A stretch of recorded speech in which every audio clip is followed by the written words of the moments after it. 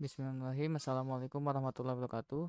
Perkenalkan, nama saya M. Nova Fakih dari kelas IF 21B, dari jurusan Teknik Otomatika, akan menjelaskan mengenai UTS esai dari matkul basis data, yang kasusnya itu adalah dalam sebuah perguruan tinggi akan menyelenggarakan kuliah kerja nyata. Kali ini berada di 5 kecamatan. Setiap kecamatan memiliki 4 sampai 6 desa, dan setiap desa itu dapat berisi 15 sampai 17 siswa dari berbagai program studi. Namun setelah memilih desa, mahasiswa dapat merubah desa yang telah dipilih. Sistem juga harus mencatat nilai dari setiap siswa di akhir pelaksanaan KKN. Nah, jadi yang perlu dilakukan di sini adalah membuat RD-nya yang masih anomali.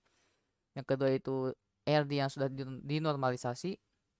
Dan ketiga adalah implementasi dalam bentuk database atau SQL. Oke. eh di sini adalah yang pertama, merupakan ERD dari KKN yang masih mungkin anomali. Jadi di sini ada terdapat entitas mahasiswa, program studi, desa, kecamatan dan kelompok. Nah, dari garis entitasnya itu adalah dari semua itu menituan ya. Dari semua itu menituan, dan juga di sini ada eh, ada sebuah non transferability ya, dari ID desa ke dari mahasiswa ke desa dikarenakan sesuai studi kasusnya, yang dimana itu tidak boleh merubah nilainya gitu yang telah dipilih. Nah, jadi di sini ada beberapa nilai yang masih duplikat. Nah, karena dalam database itu tidak diperbolehkan ya dalam duplikasi itu, bisa kena error jika itu tuh sudah terbentuk dalam entitas. Nah, maka dari itu eh, perlu dinormalisasi dari 1 NF hingga 3 NF yang secara umumnya. Oke, jadi di sini ada data yang contohnya ya, yang itu sebelumnya masih struktur dan ini datanya. Oke, jadi di sini ada data ID kelompok, ID mahasiswa, ID desa, kecamatan, nama mahasiswa, prodi, nama kecamatan, dan email ya. Oh iya, nilai juga. Di sini nilai juga di sini harus ada. Nah, kurang lebih gini. Nah, ini merupakan data yang belum dinormalisasi, yang berarti masih banyak duplikasi ya, duplikasi value, dan juga belum mempunyai apa ya, relasi lah ya. Nah, di sini ada 1 NF. Nah, di sini 1 NF ini sudah menghilangkan duplikasi seperti ini ya, sudah dihilangkan duplikasinya, yang jadi setiap field itu atau setiap data itu memiliki satu nilai saja. Jadi itu nggak mewakilkan manapun. Nah, kurang lebih seperti ini. Nah, kemudian di 2NF aturannya adalah di mana itu sebuah atribut bukan kunci didefinisi sepenuhnya terhadap kunci primer atau fungsional definisi. Jadi maksudnya di sini yang sifatnya yang apa ya, yang bisa dituturkan gitu ya. Yang maksudnya yang bukan memiliki kunci definisi sepenuhnya ya gitu ya. Jadi itu dipisah. Nah, contohnya gimana nih? Nah, ini ada sebuah ID kecamatan dan ID desa. Nah, di sini terpisah, eh dipisah untuk ya, karena di sini apa ya? Karena ini double ya. Jadi itu bisa dipisah gitu loh. Dipisah dalam entitasnya. Nah, kemudian di 3NF itu ada aturannya adalah tidak ada keterangan transitif. Berarti dia itu harus dipisah lagi ya, sampai di mana tuh setiap relasinya itu tidak bergantung sama primary key. Nah, di sini ada ini ya primary key. Nah, di sini ada FK, ada FK, foreign key. Nah, di sini juga sama, kelompok juga sama. Nah, di sini terdapat dari nama-nama kelompoknya yang sebelumnya yang melakukan duplikasi apa double ya. Nah, itu bisa dipersingkat melewati ID. Kemudian di sini ada ID prodi ya. Jadi diberikan sebuah kode ya atau ID. Terus ini ada teknik apa nama-namanya. Nah, kemudian tuh di bagian desa. Nah, bagian desa itu ada nama saya dan ID kecamatan. Nah, di ID kecamatan ini itu nggak bergantung dengan field utama ya. Jadi di sini bergantung dengan field yang lain ya. Ini yaitu desa ya, entitas desa. Nah, di sini ada isi namanya desa. Nah, untuk ERD-nya, nah ini ERD yang udah menjadi 3NF, yang menjadi 3NF. Ya, di situ ada apa? Ada ID mahasiswa, nama, email, nilai. Nah, sini ada ID prodi, ID desa, ID kelompok. Kemudian sini masih sama, masih ada non transferability yang dimana tuh tidak dapat memilih. Kalau misalkan tidak dapat berubah ketika ketika sudah memilih. Nah, di sini juga ada desa ya, ID kecamatan juga melakukan relasi lagi dengan desa. Jadi ini ada istilah many to many bagian sini ya, kasus ini many to many. Nah, kurang lebih seperti itu. Jadi di sini ada FK lah ya untuk mewakilkan gitu ya, mewakilkan sebuah nilai gitu kan ya. Terus di sini adalah mahasiswa itu adalah sebagai primary key atau sebagai entitas utama.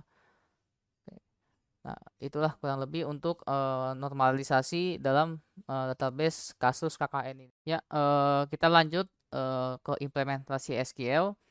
Jadi di sini ada desa, kecamatan, kelompok, mahasiswa, dan program studi. Nah, untuk melakukan sebuah relasi, di sini. Nah, di sini ada sebuah garis ya, garis relasi. Kita hapus dulu aja. Hapus. Nah, oke. Jadi kan kita di sini udah buat ya 5 tabel seperti yang kita sebelumnya sudah normalisasi. Di sini ada ya sesuai atribut sebelumnya, desa, kecamatan, kelompok, dan program studi. Nah, di sini gimana cara membuat relasi? Oke. Caranya adalah dengan klik relationship. Nah, di sini ada untuk melakukan sebuah relasi. Di sini ada yang namanya reference key sama sama foreign key. Reference key itu apa sih? Reference key itu adalah sebuah nilai gitu ya. Yang mau ngambil referensi itu dari tabel mana gitu loh. Nah, tentu atributnya tuh yang diambil tuh perwakilan ya. Contohnya saja kita tuh mau dari prodi dulu deh. Misalkan gini. Nah, ini perwakilan ini. Nah, terus kita foreign key-nya. Foreign key itu apa? Ngambil sumbernya dari apa? Itu kuncinya tuh ngambil dari mana gitu loh. Nilainya dari mana ketika mahasiswa itu mau diisi gitu loh. Nah, misalkan di atribut ini ya. Nah, habis itu oke. Sama juga di kelompok ya. Kelompok juga sama gini. Nah, ini juga sama desa. Desa kita isi yang ini. Nah, nah dan ini kita isi. Salah. Nah, ini. Nah, oke. Jadi di sini telah diisi ya. Telah diisi untuk membuat sebuah relasi ya di sini. Nah, kenapa kenapa harus begini? Nah, karena ya sebagai karena relasi ya. Jadi tuh ada yang namanya hubungan. Nah, ketika misalnya kita mau mengisi data sebuah mahasiswa, nah nanti kita ngambil ngisi ID-nya itu nggak sembarangan ngisi gitu loh. Jadi itu ngambilnya dari tabel keempat ini yang telah dibuat relasinya gitu loh dengan mahasiswa gitu kan. Ini kan desa nih, ini kecamatan berarti relasinya sama ini. Nah, ketika kita mau ngisi desa, kita ngambil ID kecamatan dari mana? Ngambilnya dari sini, dari tabel kecamatan. Jadi itu nggak sembarangan input. Nah, gitu. Karena di sini nggak ada opsional, jadi ya di sini full mandatory. Nah, jadi semuanya wajib diisi ya, nggak ada yang sifatnya opsional dalam tabel ini. Nah, selanjutnya bagaimana cara mengisi tabelnya gitu loh, mengisi nilai tabel mahasiswa gitu. Nah, caranya gimana? Oke. Pertama, syaratnya adalah pastikan program studi kelompok, desa ataupun kecamatan wajib sudah ada nilainya, sudah ada isinya gitu loh. Kenapa? Ya tadi sebelumnya ya, bahwa nanti mahasiswa akan mengisi nilai ini yang referensinya dari tabel ini ya, relasinya. Kenapa harus nih ya? Seandainya kita mau ngisi ya, insert ya. Nah, misalkan ini ngisi ya, nama misalkan Naufal. Naufal.ubp.cid. Nah, di sini kita buntu. Kenapa bisa buntu? Nah, karena jawabannya kita belum dapat referensinya tuh. Di sini SQL masih bingung, datanya di mana ya gitu kan, datanya di mana. Nah, makanya kita tuh dari relasinya itu ya, kayak kecamatan ya, ini kan masih kosong nih ya, tuh masih kosong, catatan kosong, kelompok kosong dan program studi kosong, maka harus diisi terlebih dahulu agar mahasiswa itu dapat diisi ya. Nah, karena harus diisi, nah di sini ada saya udah buat eh, dua ini ya, dua opsi yang sudah terisi sama belum. Nah, di sini desa ya udah terisi nih, tuh Wadas, Sukaharja, terus di sini ada dari kecamatan Teluk Jambe. Nah, kelompok itu ada Mawar dan Melati. Nah, sini masih sama masih kosong ya. Dan di program studi itu ada teknik informatika dan sistem informatika. Nah, kita lanjut. Baru di sini kita dapat mengisi nilai dari tabel mahasiswa. Nah, misalkan Naufal, emailnya Naufal UBP ACID. Nah, di sini kita, disitulah alasannya kenapa kita harus mengisi dulu, sebagai karena tabel tersebut adalah sebagai referensi untuk kita mengisi nilai prodi ini gitu. Kita isi informatika, terus kelompoknya misalnya kita masuk ke Mawar, dan dari desanya itu Sukaharja ya. Nah, Sukaharja. Nah, oke. Di sini kita isi nilai, misalkan ini opsional ya, tergantung dari studi kasusnya. Seandainya emang dia baru mulai, berarti boleh dikosongin. Kalau misalnya emang sebagai apa ya, untuk mengubah nilai lagi kan, sebagai nutup gitu kan, seandainya udah selesai gitu kan, nah itu bisa diubah lagi. Ya, kita lanjut lagi. Tadi ada sedikit kesalahan. Jadi eh, untuk mengisi, maksudnya sebenarnya masih sama ya, masih sama dengan cara insert. Ya, tadi cuma error karena saya lupa ngasih default ya kepada nilai ini. Jadi kita isi lagi ya, kita cobain dari awal. Misalnya nulis array gitu kan. Array misalkan array bp.acid. Nah, di sini kita ID prodi, misalnya kita sistem informatika, ID kelompok yang Melati, desanya Sukaharja. Nah, di sini tadi kan kosong kan ya. Nah, ini udah dibenerin. Jadi tuh di sini defaultnya jadi 0 ya. As defined-nya jadi 0, supaya ya karena seperti yang kita tahu, saat ingin membuat data itu nggak selalu langsung diisi nilainya ya. Maka dari itu dia tuh sifatnya opsional ya. Jadi mau diisi boleh, nah enggak juga nggak apa-apa. Tapi dengan catatan di SQL itu wajib ngasih nilai default ya, agar menghindari error yang seperti tadi sebelumnya. Nah, ketika sudah maka bisa ya. Nah, di sini sudah keisi. Kita bisa lihat. Nah, ini data yang sebelumnya, dan ini adalah